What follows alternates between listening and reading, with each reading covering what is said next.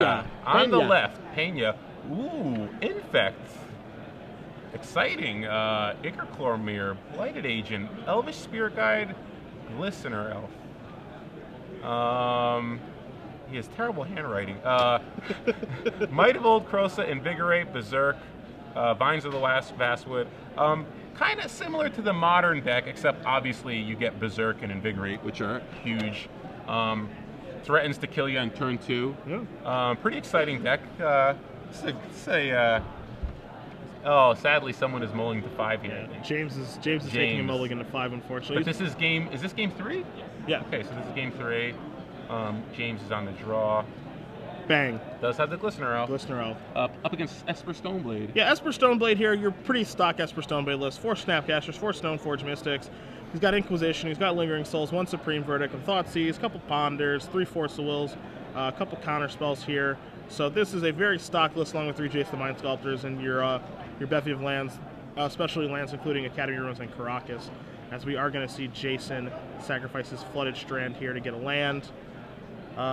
We are, of course, in a sideboarded game, seeing if he has any kind of tech against Infect. You just see a Plains here. Well, he's got 4 Swords to Plowshares, which that's a start. It's usually good enough. He's also got Force of Will. Playing around Vines of the Vastwood. Smart, I think. Just get that thing out of here. Yeah. Especially when your opponent mulligans to 5. I mean, maybe I don't know if that should make a difference or not, but. I mean, he has that Force of Will, so he could have countered the Vines. We know James does actually have a Vines of the Vastwood, but let's see what else he has here. Ichorchlormere. Opponent says, Moment. I'm going to cast Brainstorm. I'm going to respond to your Ichorchlormere with a Brainstorm, see if I can find a way to deal with that thing. Maybe Force of Will that, but keep in mind that there is that Inkmoth Nexus. That was what James played for as his land for the turn, excuse me. Yes, and does Jason have Wasteland to deal with that? Doesn't look like it. So, doesn't have a Wasteland. We have 1 spot remaining. Does have a Force of Will. Force of Will takes care of that, but again, that Nexus is not something to ignore, as you do see a land in his hand, and I think that card in his far left is a Groundswell? Is that what I see? Does not have Groundswell in his deck. His Ranger's Guile, Might of Old Krosa, Invigorate, Berserk, Vines of the Vastwood as his pump, and he has 2 Rancors. Okay. So those are his pump spells. So mulligan to 5. Let's see if James can get there. Misty Rainforest sacrifice here for James. I'm going to search out a basic forest. That's not the alternate art for Dryad Arbor. Tricky new Dryad Arbor.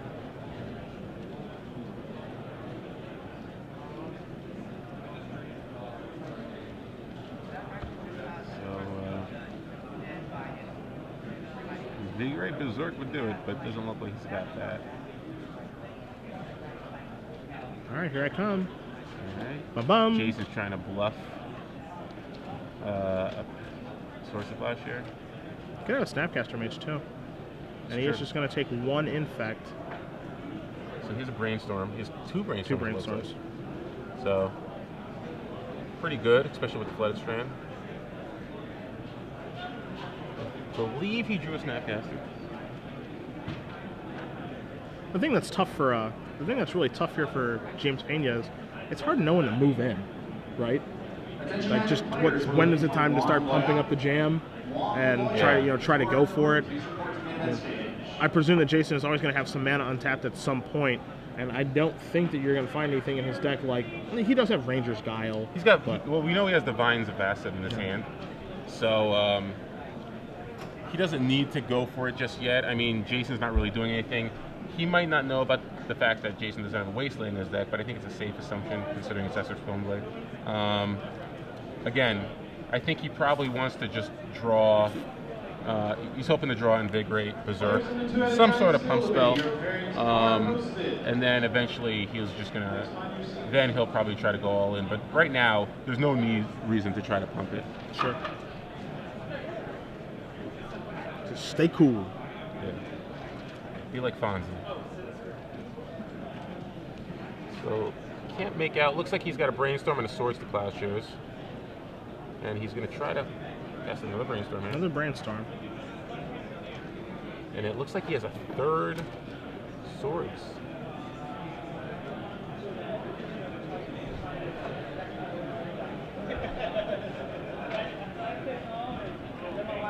And he's going to try to end the turn path, and he has a range out for as the Vast Divines for it. So my creature is safe for now.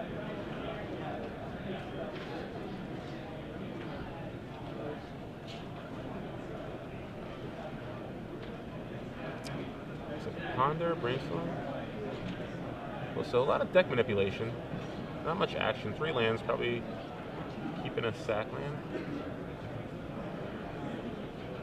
Sacking it or just shuffling it. So he's keeping a sack land, playing it, probably going to sack it, then Brainstorm at the end of James' turn. He's just going to pass back now. So let's see what James can muster here. Opponent has Brainstormed 3 times. Looks like he might have another Vines. All right, activate this. Here I come. Sacrifice the Flooded Strand.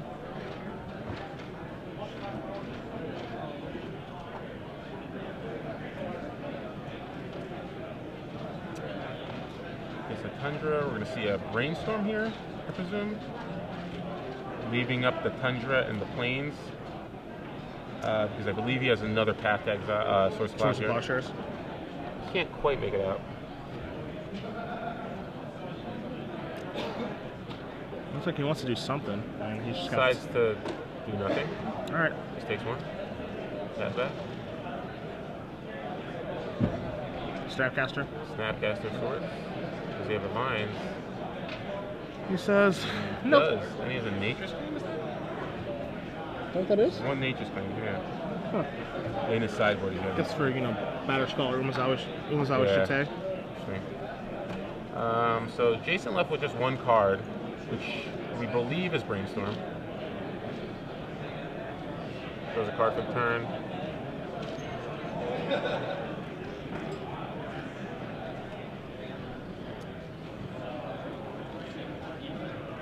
Here comes Snappy. Gonna knock James down to 18. And it looks like Jason's gonna try to turn the tide on his end now.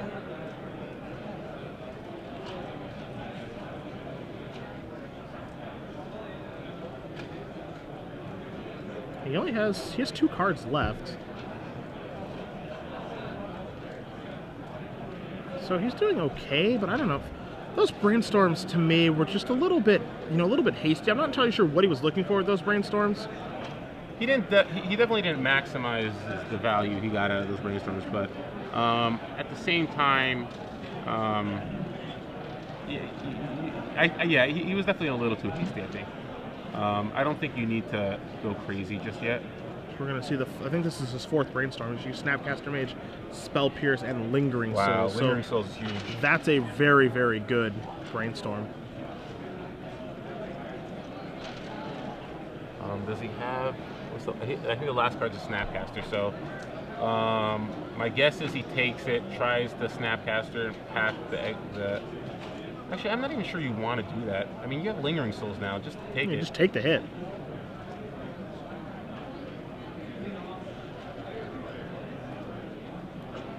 Three poison is not 10 poison. Use your life total or your poison count as a resource. I think he's just being a little too aggressive here.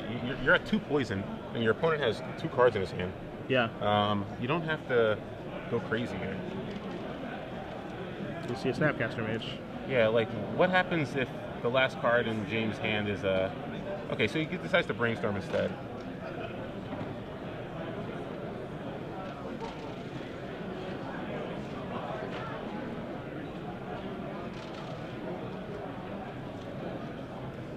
Attention players, Get the draw. We're going to get a Lingering Souls here. Attack for 4. Please come up to the side of the stage. Standard window box number 4. Inquisition.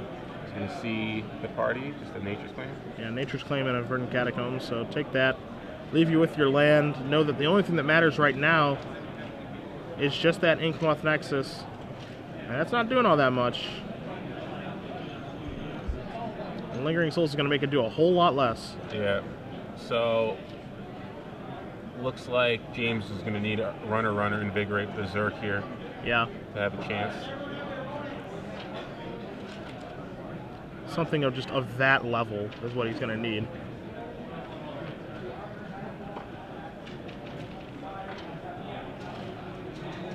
Lingering Soul's just so good in this matchup. Yeah, incredible. Glistener up, it's not gonna get the job done. James can't attack here. See, Verdant Catacombs coming to play. Might as well play it. Yeah, as long as Jason flashes back the Lingering Souls, I believe he's going to have enough to attack this turn and block both creatures. Yeah. And pretty much be out of range. He also has a Stoneforge Mystic, so game looks pretty much locked up on Jason's side of the board. He's going to attack with everything, and then he's going to play a Stoneforge Mystic and flashback Lingering Souls. He's dropping James down to 8, so he's threatening lethal pretty much next turn. If he gets a Jitte here, then you can pretty much expect the game to be over. Yep. That's exactly what he's Jitte, going to get. flashback Lingering Souls, and James really doesn't have an answer with no cards in his hand. Yeah. There's a chance that he actually does end up playing the Jitte this turn, but I agree with you. It should be flashback Lingering Souls, and then following turn Jitte plus equip, attack, and get it over with. If James drew, he has Echoing Truth in his deck to deal with the tokens, but again, it's really just not enough. Yeah. Especially because Jason has a Jitte now. Attention legacy players, at starting the round, active player finishes your turn and proceed to the 5 turns. Once again, legacy players that starting the round. Ichor Yep. So Ichor Chlormere comes in. He's going to pass back here. Doesn't really change too much. He's going to need to block both the Snapcaster Mages. But with no cards in James's hand, Jason could clearly just cast the Jitte, equip it to one of his creatures, and then just swing in with all his creatures. Yeah. Charles Campbell, your opponent is ready for you. Please come up to the sideline stage. Puts on a flyer. So everything comes in. James is likely going to lose all of his creatures in this attack. And with no cards in his hand, Jason should be able to win next turn.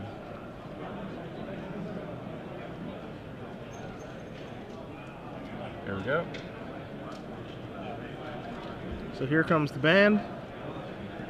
There will be some blocking, of course, as James does not want to die this turn, but the writing is basically on the wall. James is going to come to that realization in just a moment as well. You can see Jason sitting pretty right now. Yeah, he might as well attack with the Stoneforge too. I don't know why you would hold it back. You're going to see Inkmoth Nexus fire up here.